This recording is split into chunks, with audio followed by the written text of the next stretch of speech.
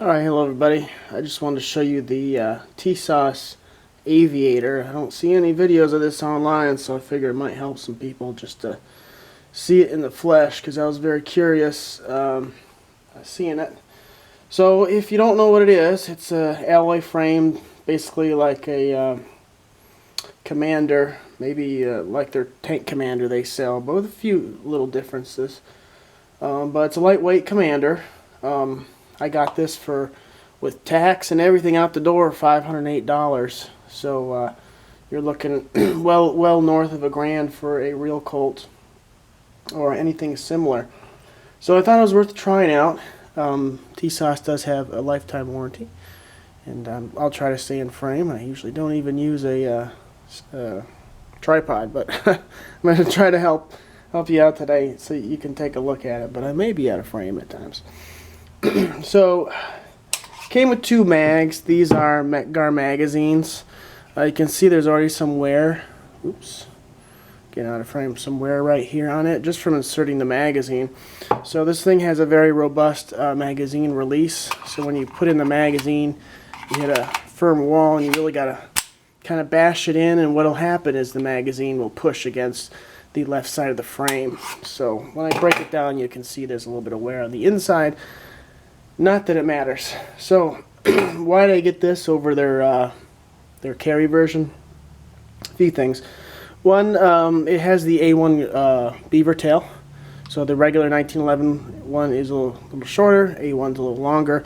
That's plenty of beaver tail. You don't need that big swooping pointy thing that they put on a lot of guns. It looks cool, there's nothing wrong with looking cool, but I'd rather save weight and have something smaller. So that's good. With the Commander hammer, there's no way you're getting a hammer bite on that. There's no way. So it's plenty enough, and again, I don't want to overdo it. I don't like ambi safeties, so again, it's more metal that's not on your gun. If you're in your carry, you want it light as it can be, right? So it's got enough of a ledge that you can get your thumb under, but just as important as getting it on top is getting your thumb under, right? Not only for sweeping the safety back up, but when I draw a 1911, I'm already riding the safety underneath. I get to my target, and then I ride it down, bang, bang, bang, ride it up. Until I release that in my holster, I'm riding that the whole time. If you do that, you won't shoot yourself in the leg, unlike some people.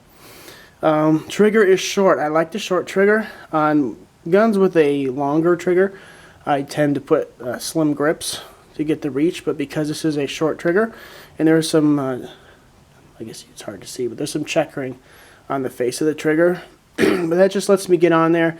If you like to shoot with the tip, that's fine. If you want to get your knuckle on there, that's fine too. There's a little bit of a A1 cut here by the trigger, which is nice. Again, helps with the reach. There's not an undercut, which is the one thing I wish it would have, but it doesn't.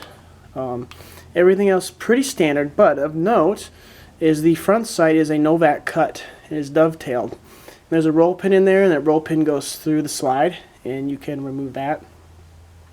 Put a night sight on, which is something I plan on doing. The rear is a GI cut, although the rear sight is a little taller. And the firing pin, I don't know if you can see that, but it has a little bit of a blue color. That is a titanium pin. I know Series 70 you're supposed to, but on a budget gun, I thought maybe they put a steel one in. I checked it with a magnet, and it is non-ferrous, so that is good. The finish, you may not be able to tell, but it's a little dusty on the silver frame down here. I can definitely feel it with my fingers. So it's supposed to be Cerakote, aluminum Cerakote, and I did put a scratch on the frame right here. That was me trying to do appendix, which I think is dumb. But the pistol's tight, no rattles.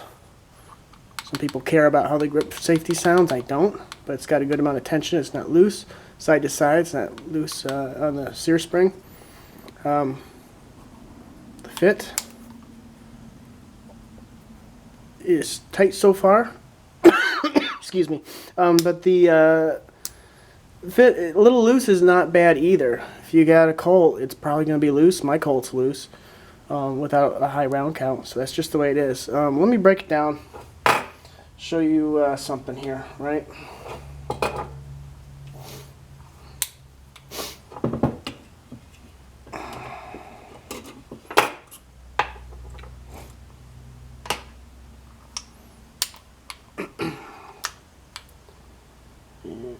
just a second.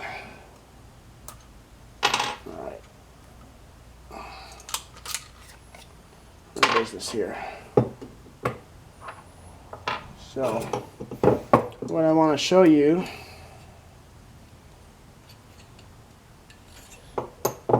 very oily.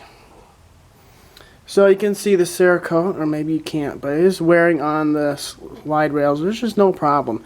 But what was interesting to me was, I don't know if there's too much glare here, the ramp itself was ground after the coating. So there's no coating on that ramp. It is just bare aluminum there.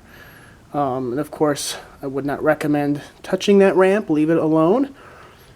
Couple reasons. One, you want to avoid your warranty. And two, it's very easy to wear that aluminum. So I'm not going to do anything to it. And like I said, I don't care if it cracks. I'll just send it back and they'll give me a new one. But there is a bare aluminum there. I thought they would coat it after, but they didn't. So frame is light. Does have the slightly arched mainspring, and I do like the bobtail cuts. And I can't believe people don't know what that's for. People, just irks me. People talk about stuff they don't understand.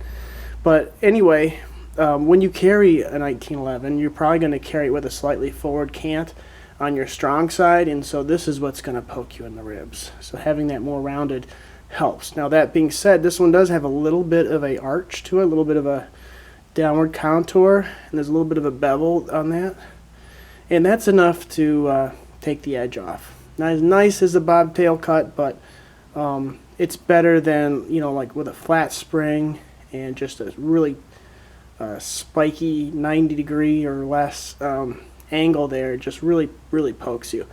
But this should be okay. It comes with rubberized grips, and it also comes with hard plastic. And even though I like the feel of the rubber, plastic would probably be better for concealed carry because it's not going to grab your clothing. The magazines, let me see if you can see the wear on the inside from that magazine rub. You can see it right in there. You can or can't, I don't know. We'll find out. But the lips look like hybrid style to my eye. Does not look like a true GI feed lips. And of course these are not stamped, they're not GI. So just because it's a blue magazine or has a welded base plate doesn't make it GI.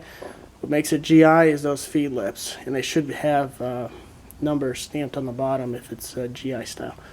And I don't have one with me right now, but I'm going to get some ordered. So I don't think there's anything much more else to say. Looks like a Series 70 slide. I haven't shot it yet. Comes with a real stubby recoil spring, guide rod, which is fine, because again, more metal is just more weight, and it is hollow, which is again good, because why do I need more metal? It's totally unnecessary. So it's a very light gun. It seems to be well put together. That's the Aviator, and I'll shoot it and let you know what I think of it.